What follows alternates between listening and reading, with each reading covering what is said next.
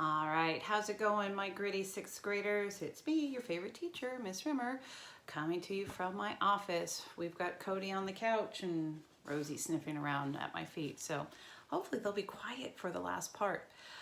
Before we get started with the book, I'm hoping that you guys are well, that you are taking advantage of the breakfast and lunch that's being served at school.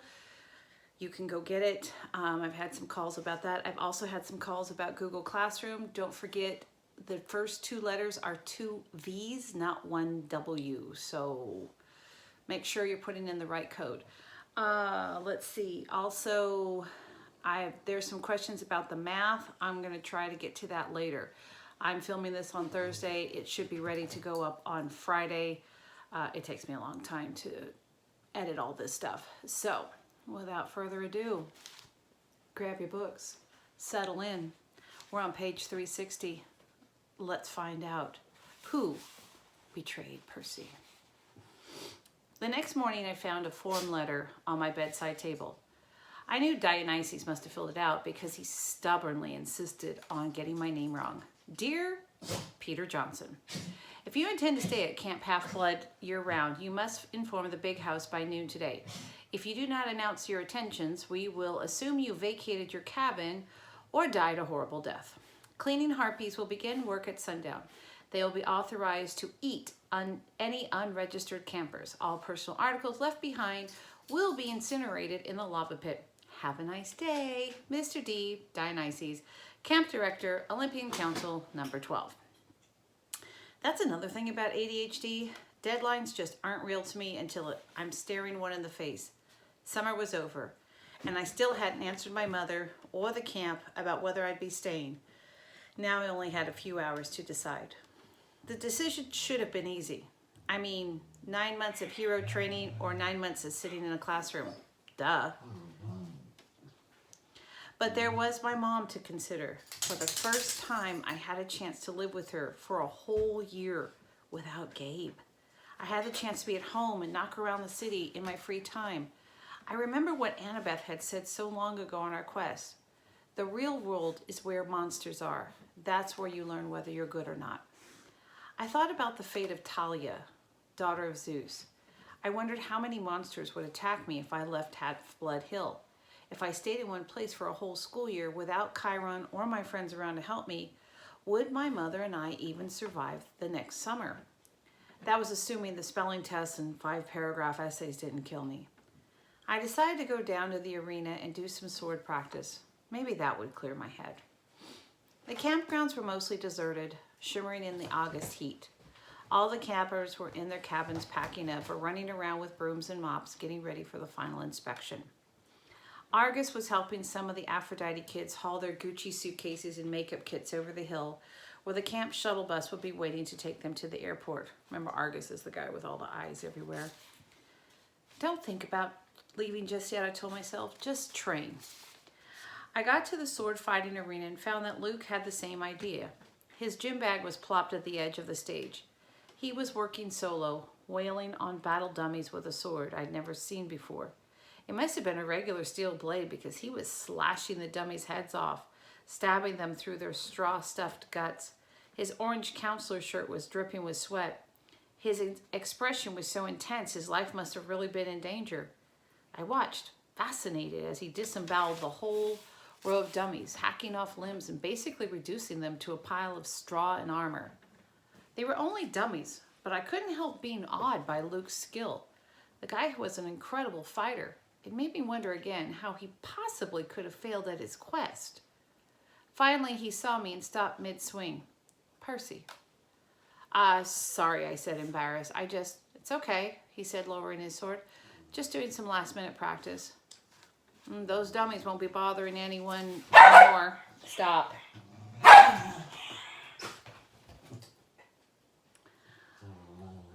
Luke shrugged. We build new ones every summer. Now that his sword wasn't swirling around, I could see something odd about it. The blade was 2 different types of metal. One edge bronze, the other steel. Luke noticed me looking at it. Oh, this? New toy. This is Backbiter. Backbiter? Luke turned the blade in the light so it glinted wickedly. One side is celestial bronze, the other is tempered steel. Works on mortals and immortals alike.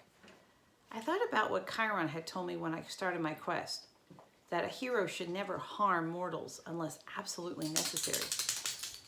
I didn't know they could make weapons like that. They probably can't, Luke agreed. It's one of a kind.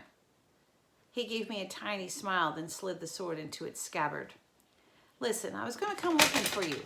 What do you say we go down the woods one last time looking for something to fight? I don't know why I hesitated. I should have felt relieved that Luke was being so friendly. Ever since I'd gotten back from the quest, he had been acting a little distant. I was afraid he would resent me for all the attention I'd gotten. You think it's a good idea, I asked? I mean, oh, come on. He rummaged in his gym bag and pulled out a 6-pack of Cokes. Drinks are on me. I stared at the Cokes, wondering where in the heck he'd gotten them. There was no regular mortal sodas on the camp store. No way to smuggle them in unless you talked to a satyr, maybe. Of course, the magic dinner goblets would fill with anything you like, but it just didn't taste the same as real Coke straight out of the can. Sugar and caffeine. My willpower crumbled. Sure, I decided. Why not? We walked down to the woods and kicked around for some kind of monster to fight, but it was too hot. All the monsters with any sense must have been taking siestas in their nice, cool caves. We found a shady spot by the creek where I'd broken Clarissa's spear during my first Capture the Flag game. We sat on a big rock, drank our Cokes, and watched the sunlight in the woods. After a while, Luke said, "You miss being on a quest? With monsters attacking me every 3 feet? Are you kidding?" Luke raised an eyebrow. "Yeah, I miss it. You?" A shadow passed over his face. I was used to hearing from the girls how good-looking Luke was, but at the moment, he looked weary and angry and not at all handsome. His blonde hair was gray in the sunlight. The scar on his face looked deeper than usual. I could imagine him as an old man. "I've lived at Half-Blood Hill year-round since I was 14, he told me. Ever since Talia, well, you know.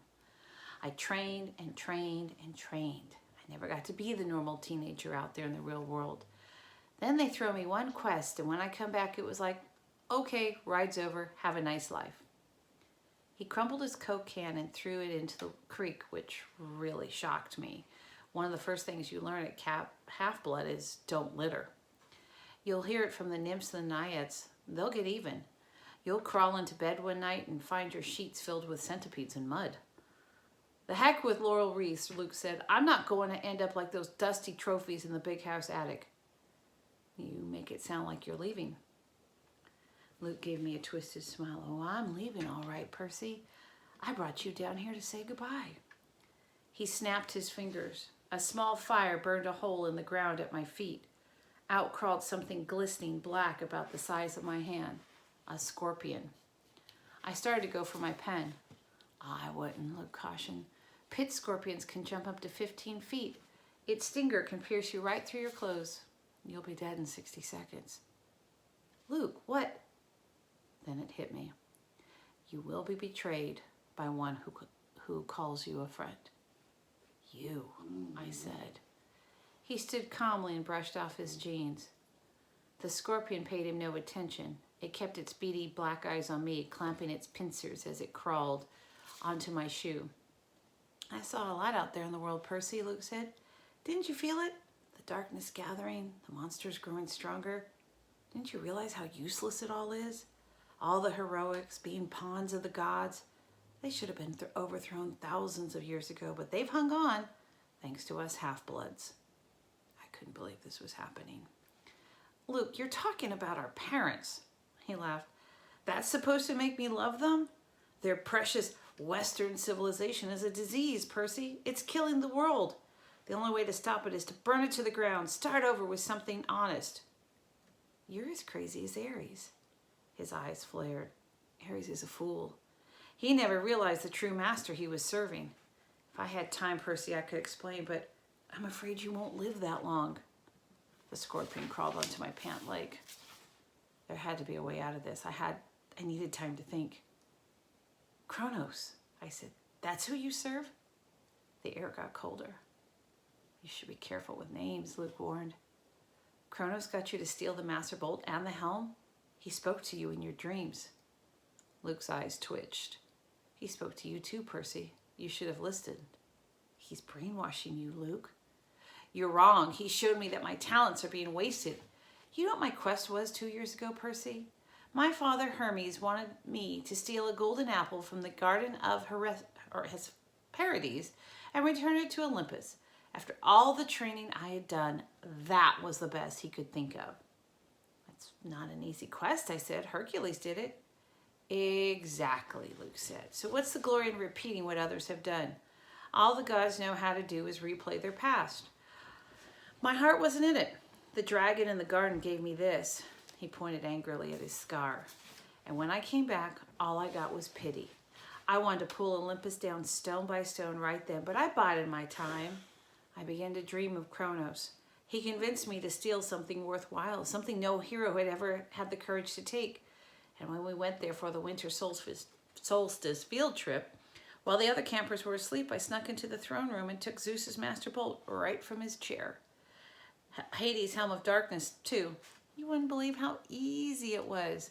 The Olympians are so arrogant. They never dreamed someone would dare to steal from them.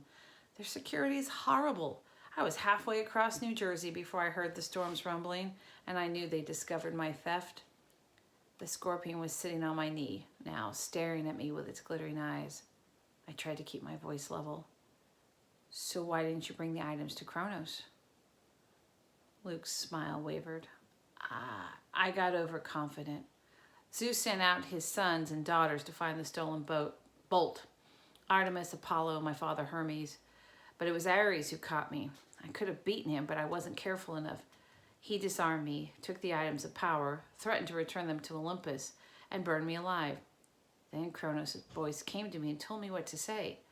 I put the idea in Ares' head about a great war between the gods. I said all he had to do was hide the items away for a while and watch the others fight.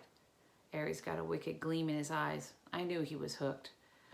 He let me go, and I returned to Olympus before anyone noticed my absence. Luke drew his new sword. He ran his thumb down the flat of the blade as if he were hypnotized by his beauty. Afterward, the Lord of the Titans, he punished me with nightmares. I swore not to fail again. Back at Camp Half-Blood, in my dreams, I was told that a second hero would arrive, one who could be tricked into taking the bolt and the helm the rest of the way, from Ares down to Tartarus. You summoned that hellhound that night in the forest. We had to make Chiron think the camp wasn't safe for you, so he would start you on your quest. We had to confirm his fears that Hades was after you. It worked. The flying shoes were cursed, I said. They were supposed to drag me and the backpack to Tartarus.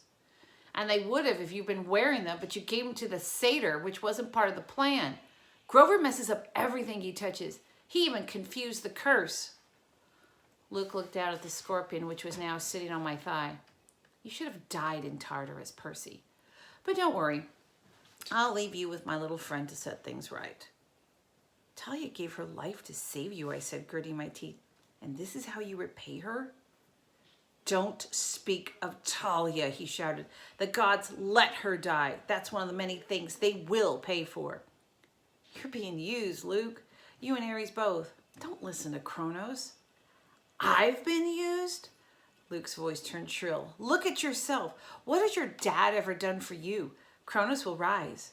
You've only delayed his plans. He will cast the Olympians into Tartarus and drive humanity back to their caves. All except the strongest, the ones who serve him. Call off the bug, I said. If you're so strong, fight me yourself. Luke smiled. Nice try, Perseus. I'm not Ares. You can't bait me. My lord is waiting. He's got plenty of quests for me to undertake. Luke, goodbye, Percy. There is a new golden age coming, and you won't be part of it. He slashed his sword in an arc and disappeared in a ripple of darkness. The scorpion lunged.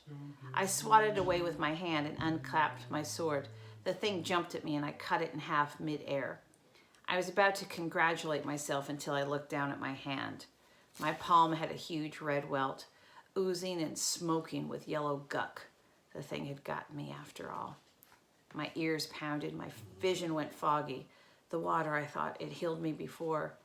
I stumbled to the creek and submerged my hand, but nothing seemed to happen. The poison was too strong. My vision was getting dark. I could barely stand up. 60 seconds, Luca told me. I had to get back to camp. If I collapsed out here, my body would be dinner for a monster. Nobody would ever know what happened. My legs felt like lead. My forehead was burning. I stumbled towards camp and the nymphs stirred from their trees. Help, I croaked. Please. Two of them took my arms, pulling me along. I remember making it to the clearing, a counselor shouting for help, a centaur blowing the conch horn. Then everything went black. I woke with a drinking straw in my mouth. I was sipping something that tasted like liquid chocolate chip cookies. Nectar. I opened my eyes. I was propped up in bed in the sick room of the big house, my right hand bandaged like a club. Argus stood guard in the corner. Annabeth sat next to me, holding my nectar glass and dabbing a washcloth on my forehead. Here we are again, I said. You idiot, Annabeth said, which is how I knew she was overjoyed to see me conscious. You were green and turning gray when we found you. If it weren't for Chiron's healing... Now, Chiron's voice said, Percy's constitution deserves some of the credit. He was sitting near the foot of my bed in human form, which is why I hadn't noticed him yet. His lower half was magically compacted into the wheelchair, his upper half dressed in a coat and tie. He smiled, but his face looked weary and pale, the way it did when he'd been up all night grading Latin papers. How are you feeling? He asked. Like my insides had been frozen, then microwaved. Apt, considering it was a pit scorpion venom. Now you must tell me, if you can, exactly what happened. Between sips of nectar, I told them the story. The room was quiet for a long time. I can't believe that, Luke, Annabeth's voice faltered. Her expression turned angry and sad. Yes, I can believe it. May the gods curse him. He was never the same after his quest. This must be reported to Olympus, Chiron muttered. I will go at once. Luke's out there right now, I said. I have to go after him. Chiron shook his head. No, Percy, the gods won't even talk about Kronos, I snapped. Zeus declared the matter closed. Percy, I know this is hard, but you must not rush out for vengeance. You aren't ready. I didn't like it, but part of me suspected Chiron was right. One look at my hand and I knew I wasn't going to be sword fighting anytime soon. Chiron, your prophecy from the oracle, it was about Kronos, wasn't it? Was I in it? And Annabeth? Chiron glanced nervously at the ceiling. Percy, it isn't my place. You've been ordered not to talk to me about it, haven't you? His eyes were sympathetic but sad. You'll be a great hero, child. I'll do my best to prepare you.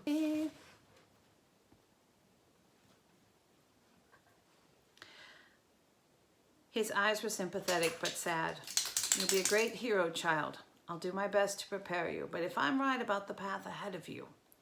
Thunder boomed overhead, rattling the windows. All right, Chiron shouted. Fine.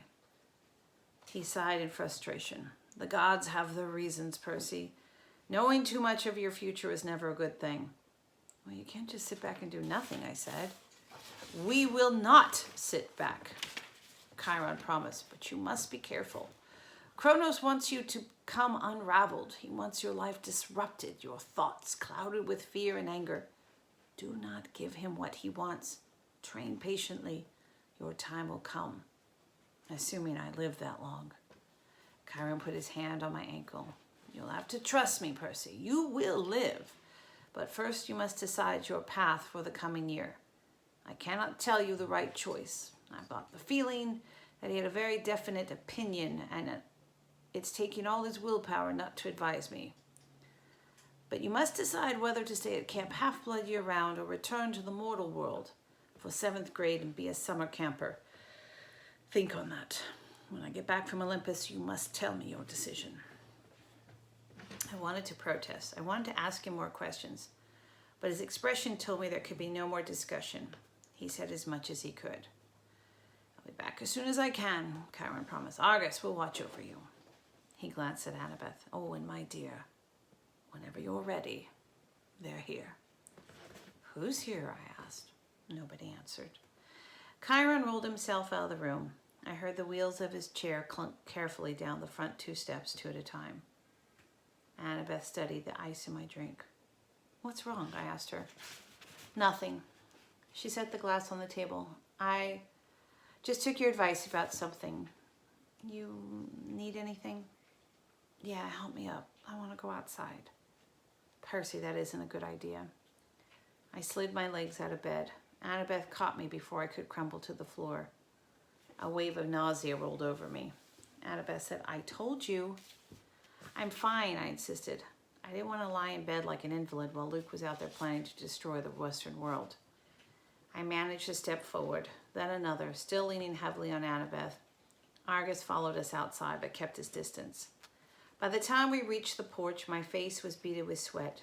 My stomach had twisted into knots, but I had managed to make it all the way to the railing. It was dusk. The camp looked completely deserted. The cabins were dark and the volleyball pit silent. No canoes cut the surface of the lake. Beyond the woods, the strawberry fields of Long Island Sound glittered in the last light of sun. What are you going to do? Annabeth asked me. I don't know. I told her I got the feeling Chiron wanted me to stay year-round to put more individual training time, but I wasn't sure that's what I wanted. I admitted I'd feel bad about leaving her alone, though, with only Clarice for company. Annabeth pursed her lips and then quietly said, I'm going home for the year, Percy. I stared at her. You mean your dad's? She pointed toward the crest of Half-Blood Hill. Next to Talia's pine tree at the very edge of the camp's magical boundaries, a family stood silhouetted. 2 little children, a woman and a tall man with blonde hair. They seemed to be waiting. The man that was holding a backpack that looked like the one Annabeth had gotten from Waterland in Denver. I just wrote him a letter when we got back, Annabeth said, just like you suggested. I told him I was sorry. I'd come home for the school year if he still wanted me. He wrote back immediately. We decided we'd give it another try. That took guts. She pursed her lips. You won't try anything stupid during the school year, will you? At least not without sending me an Iris message? I managed to smile. I won't go looking for trouble. I usually don't have to. When I get back next summer, she said, we'll hunt down Luke. We'll ask for a quest, but if we don't get approval, we'll sneak off and do it anyway. Agreed? Sounds like a plan worthy of Athena. She held out her hand. I shook it. Take care, Seaweed Braid, Annabeth told me. Keep your eyes open. You too, wise girl. I watched her walk up the hill and join her family. She gave her father an awkward hug and looked back at the valley one last time. She touched Talia's pine tree, then allowed herself to be led over to the crest and into the mortal world. For the first time at camp, I felt truly alone. I looked out at Long Island Sound and I remembered my father saying, the sea does not like to be restrained. I made my decision. I wondered if Poseidon were watching, would he approve my choice? I'll be back next summer, I promise him. I'll survive until then. After all, I am your son. I'll be back next summer, I promised him. I'll survive until then. After all, I am your son. I asked Argus to take me down to cabin 3 so I could pack my bags for home. And that's it. So next week I will put a like a AR type test on Google Classroom. Until then, keep doing what you're doing. Keep tuning in. Use Dojo. Emilio, if you're watching, I will look up question 9 on that next gen and I'll get back to you. Matthew, I hope you got logged on. Thank you for joining Dojo, Nancy and Jaden. And thanks for subscribing. I will see you tomorrow. Bye.